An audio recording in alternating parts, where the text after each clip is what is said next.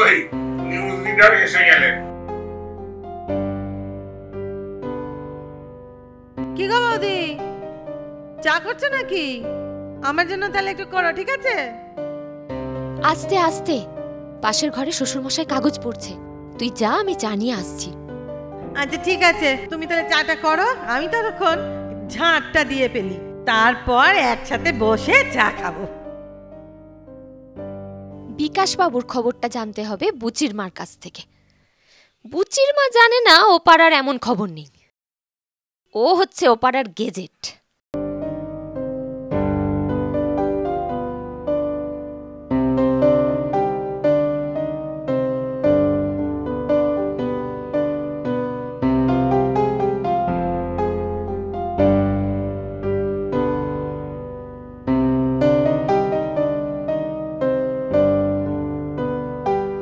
কই রে বুচির মা, আয় চাটা খেয়ে নে। হ্যাঁ আসছি গো।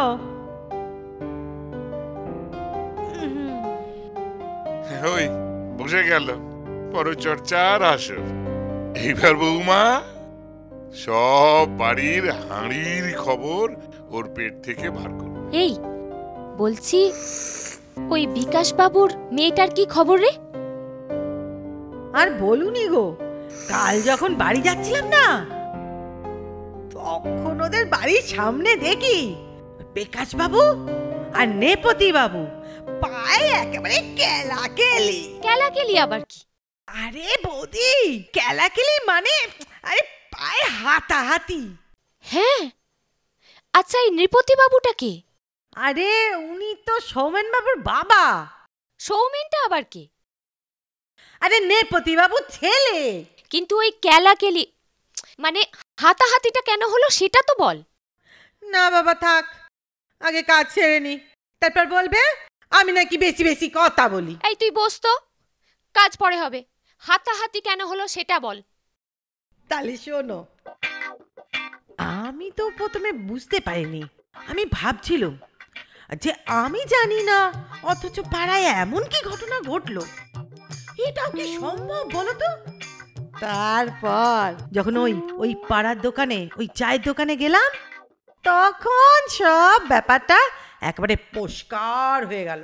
আরে তোমাদের রানিং কমেন্ট্রিটা একটু বন্ধ করবে? শান্তিতে একটু ফোনে কাজের কথাও বলা যাচ্ছে না, সারাক্ষণ শুধু বক বক বক বক। আচ্ছা বৌদি, আমি কাজ ছেড়ে নি, বুঝেছ? বাকিটা বরং পরেই বলবো। আরে তুই বস তো, ও কাজ আমি সব পরে সেরে নেব। তুই এখন বল তো, চারিদিকে এত কানাঘুষো কি সব শুনছি? ও তাহলে তাহলে তুমিও শুনেছো? ওই আবার শুরু হয়ে গেল। আরে যেটা ঘটেছে সেটা তো ভালো ঘটেনি গো। আরে কি ঘটেছে সেটা বলবি তো। আর ওই নেপতি বাবুর ছেলে সৌমেন, ও তো ওই বিকাশ বাবুর মেয়ে চম্পাকে পুষলিয়ে নিয়ে পালিয়ে গিয়ে করে বিয়ে করে নিয়েছে। একেবারে বিয়ে? তাহলে আর বলছি কি গো, একেবারে বিয়ে করে নিয়ে সকালবেলা বাড়ি এসেছে। দেখলাম ওই বিকাশ বাবুর বাড়িতে নেপতি বাবু মিষ্টির হাড়ি নিয়ে ঢুকছে। একেবারে বাড়ির হাঁড়ির খবর পর্যন্ত রাখে। ও একেবারে পাড়ার লাইভ গেজেট।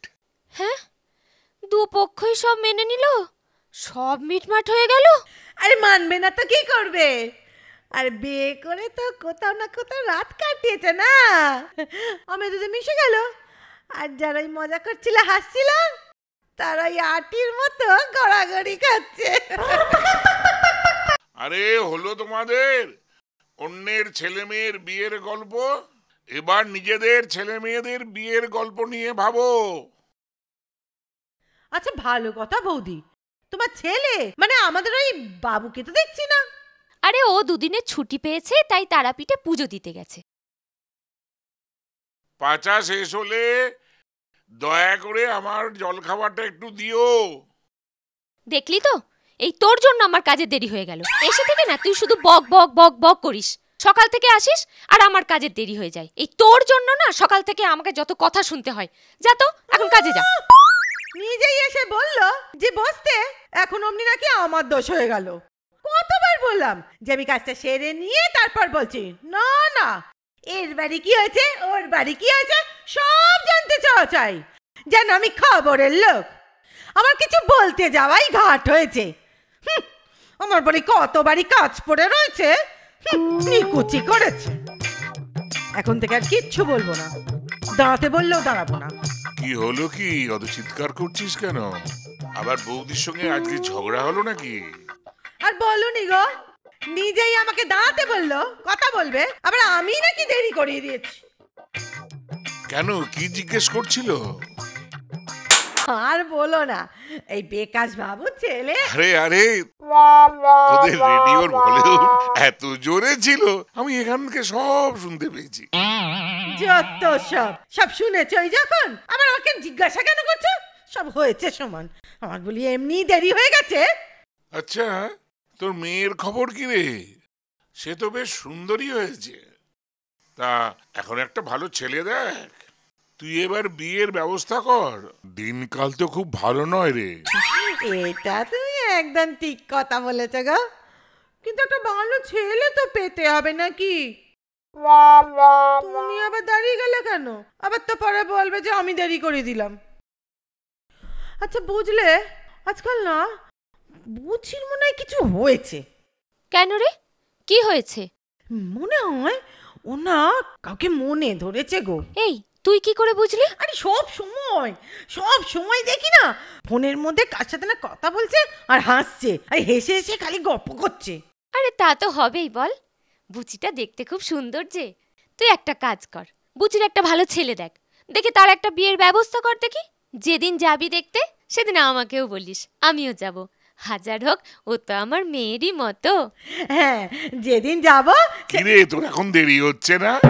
দেরি তো হয়েই গেছে, তুমিই তো আমাকে জিজ্ঞাসা করলে, আমি তো বাপু চলেই যাচ্ছিলাম। বৌদি, বাকি কথা কাল হবে, ঠিক আছে?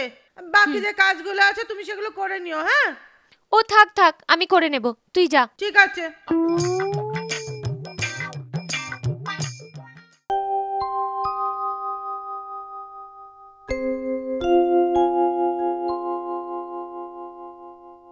এসো বৌমা, বসো। তা তোমার নিউজ রিডার এখনো এলো না? মেয়েটা কথাটা একটু বেশি বলে ঠিকই, কিন্তু মেয়েটার মনটা খুব ভালো। হ্যাঁ, কিন্তু বাবা, এত বেলা হয়ে গেল অথচ বুচির মা এখনো এলো না, এরকম তো কখনো হয় না। আচ্ছা, তুমি তোমার নিউজ রিডারকে ফোন করেছিলে? ফোনটা করেছিলাম, কিন্তু ধরছে না। আমার ওই জন্য ভয় হচ্ছে, ওর শরীর টরীর খারাপ হলো না তো। বাবা, আপনি একটা কাজ করবেন? বলো। আপনি বাজার থেকে ফেরার পথে একটু খবর নিয়ে আসবেন। হ্যাঁ, অবশ্যই আনবো, তুমি কোনো চিন্তা করো না। হ্যাঁ বাবা, দিন। বাবা, খবর নিয়েছিলেন? হ্যাঁ, বুচিকে কাল রাত্রির থেকে পাওয়া যাচ্ছে না। ওর মাটা না খুব কান্নাকাটি করছে, ওকে বাড়িতে আসতে বলেছি। ওরা পুলিশে খবর দেয়নি? না বৌমা, ও একা পারবে না, ওকে আসতে বলেছি। তুমি ওকে সঙ্গে নিয়ে একটু থানায় যেও। ঠিক আছে বাবা, নিশ্চয়ই। আমরা ছাড়া ওর আর কে আছে বলুন?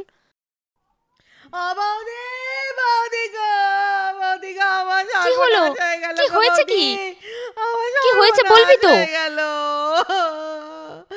আমার সুন্দরী মেয়েটাকে ছেলেটা ফুসলিয়ে নিয়ে চলে গেল গো। আমি এখন কি করব বৌদি? তুই কোনো চিন্তা করিস না, আমরা তো আছি।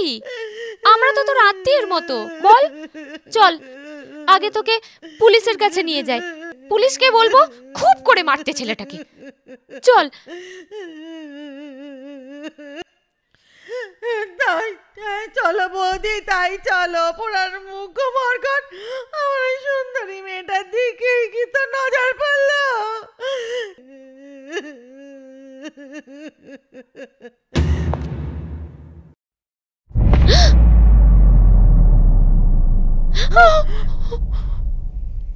মা, আমি তারাপীঠের মন্দিরে বুচিকে বিয়ে করেছি।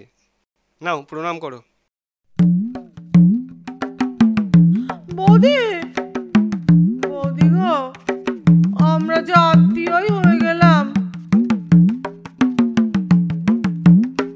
ভালোই হলো, এবার তোমরা দুই বিয়ান হয়ে গেলে, যত পারো গল্প করো।